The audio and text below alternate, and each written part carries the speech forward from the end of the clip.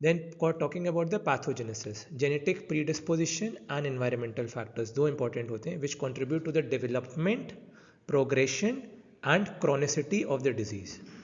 Antibodies are directed against self antigens and inflammation is caused by cytokines, ठीक है, produced by the CD4 plus T cells.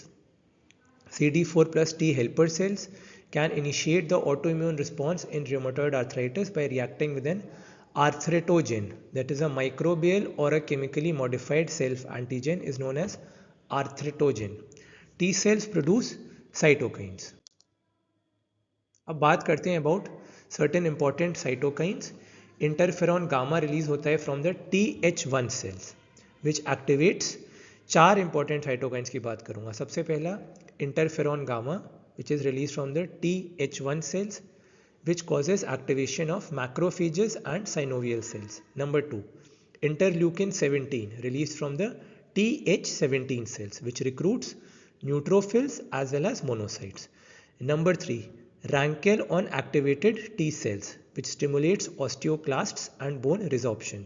Number 4, tumor necrosis factor and interleukin 1 from the macrophages which stimulates the resident synovial cells to secrete proteases that destroy the hyaline cartilage. तो इन चार important cytokines के बारे में आपको जानना है.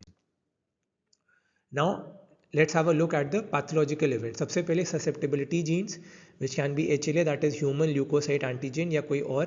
दूसरा मैंने बताया था इन्वायरमेंटल फैक्टर्स, इन्फेक्शन या स्मोकिंग. सो ससेप्टेबिलिटी जीन्स की वजह से क्या होता है? Failure of tolerance, unregulated lymphocyte activation. Environmental factors की वजह से enzymatic modification that is citrullination of self protein. फिर उन दोनों की वजह से क्या होता है? T and B cell responses to self antigens including antigens in joint tissues. और ये तीनों सेल्स के बारे में बता ही चुका हूँ मैं आपको, TH17, TH1 एंड एंटीबॉडीज. फिर lymphocytes, antibodies and immune complexes joint के अंदर घुसते हैं. चलो कहते हैं चलो अब जरा जॉइंट के अंदर घुसा जाए. फिर ये क्या करते हैं? सबसे तीन चीज़ें करते हैं. Number 1, release of proteases and cytokines. Number 2, fibroblasts, chondrocytes और साइनोवियल सेल्स को स्टिमुलेट करते हैं एंड एक्टिवेट देम.